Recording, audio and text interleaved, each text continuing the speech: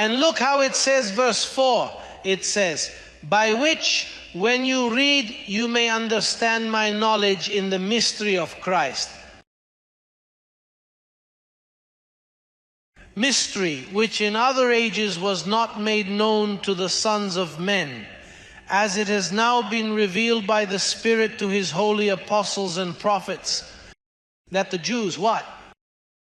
That the Gentiles should be fellow heirs of the same body, and partakers of his promise in Christ through the gospel, of which I became a minister according to the gift of the grace of God given to me by the effective working of his power.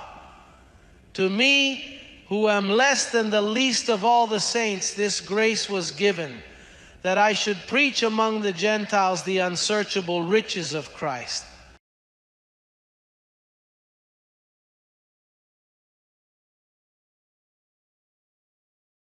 Hey, that's classy. Hey, that's not the gospel that was given to Peter or the apostles. The gospel of the circumcision does not speak of the unsearchable riches. Only Paul was informed of the mystery of the gospel. The secret plan of God, as the version says. Look how verse 9 says, and to make all see what is the fellowship of the mystery, which from the beginning of the ages has been hidden in God who created all things.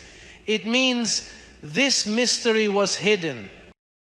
And God did not reveal it to Moses, nor did he reveal it to the prophets, nor did he reveal it to the apostles, nor did he reveal it to anyone. He waited for Paul to come. God chooses men, and the one he had predestined for that was Paul. Just as he chose Jeremiah. To Jeremiah he says, look, Jeremiah, before you were born, I had chosen you as a prophet to the nations.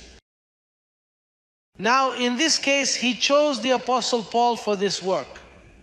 Notice, it is very important. Paul's gospel is the only one that gives you entry to heaven, to the kingdom of heaven. Look how the next book says, you better go from Philippians to Colossians chapter 1.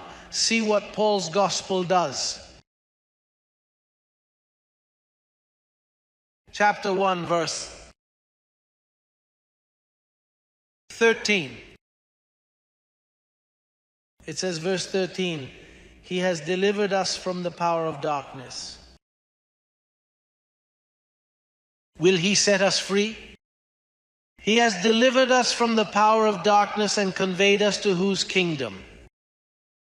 To the kingdom of heaven. Is he going to convey us, or has he already conveyed us? He conveyed us because the mystery of the gospel is the kingdom of his beloved Son. When you understand that mystery of Christ, that mystery of predestination, of election, that we were chosen before the foundation of the world, that is where the kingdom of his beloved Son moves. And he says that he has already delivered you from the power of darkness and conveyed you to the kingdom of his beloved Son. Today you notice that people are still freeing themselves. They remain trapped in the clutches of darkness, constantly constrained by the presence of demons and affected by strongholds. Their efforts to resist the devil are ceaseless. Through fervent rebukes and binding, they continually struggle to break free, yet find themselves entangled in an unrelenting cycle of binding and unbinding. In contrast, Paul says here, this gospel has delivered us from the power of darkness and conveyed us into the kingdom.